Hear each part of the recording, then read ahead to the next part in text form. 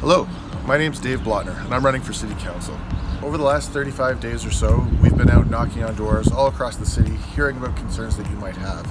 Sadly, we didn't manage to make it to all the doors, so we wanted to give one last opportunity for you to hear a little bit about myself and why I think I'd be a great City Councillor for you. I lived in Whitehorse for the past 16 years now. I came up here on a 3-month contract for a non-profit a long time ago, fell in love with the territory and never left. I live here with my wife Desiree and my children Story and Cohen. Throughout our time here in Whitehorse, we've been active members of the community, participating in pride walks, to sporting events, to scouting, to any number of community events, and we've made Whitehorse our home.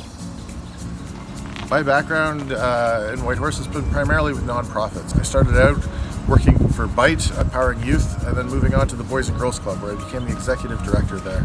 From there, I moved on to the Yukon Sourdough Rendezvous Society and planned several festivals before moving over to the food bank and working hard with the food bank to expand throughout the communities across the Yukon and help during the COVID pandemic. If elected to City Council, we've been hearing at the door that there's a number of issues that Whitehorse citizens are facing. Here's a few of the issues I'd like to work on.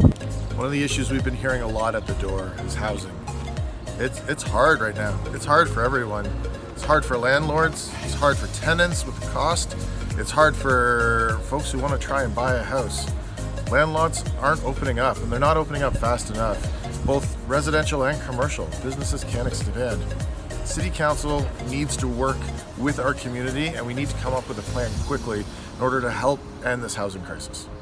Climate change.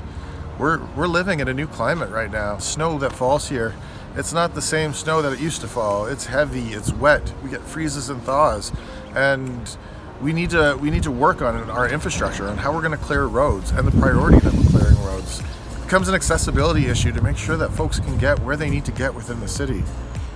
We also need to look at fire smarting. We've been seeing what's been happening to our neighbors in BC and Alberta.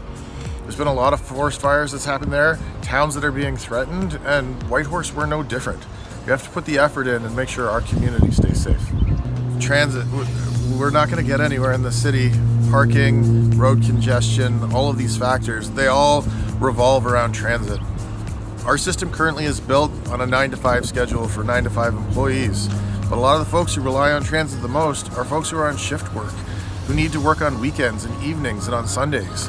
We need a transit system that's easy, efficient, intuitive, so that people can get around our city, that we can relieve a lot of these other issues that we're facing. One of the issues we've been hearing a lot about is crime, vandalism, shoplifting, break-ins, people rifling through each other's cars. And this has been at the forefront of a lot of people's minds throughout the election, and it's been a major issue for a lot of our small businesses downtown. We know people, when they're engaged in programming, commit less crimes. And we know that Whitehorse has some of the best programming, from Boys and Girls Club to the Heart of Riverdale to Sport Yukon. These are all amazing group activities and amazing events that people can take part of. Unfortunately, we also know that for the last 2 years during COVID, a lot of these events have been closed down or heavily restricted. We're bound to see a blip in crime for the time being.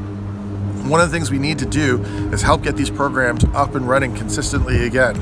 Now, that doesn't save us from the immediate problem where we also have to help our small businesses, provide subsidies, and help them weather this storm that's been coming through.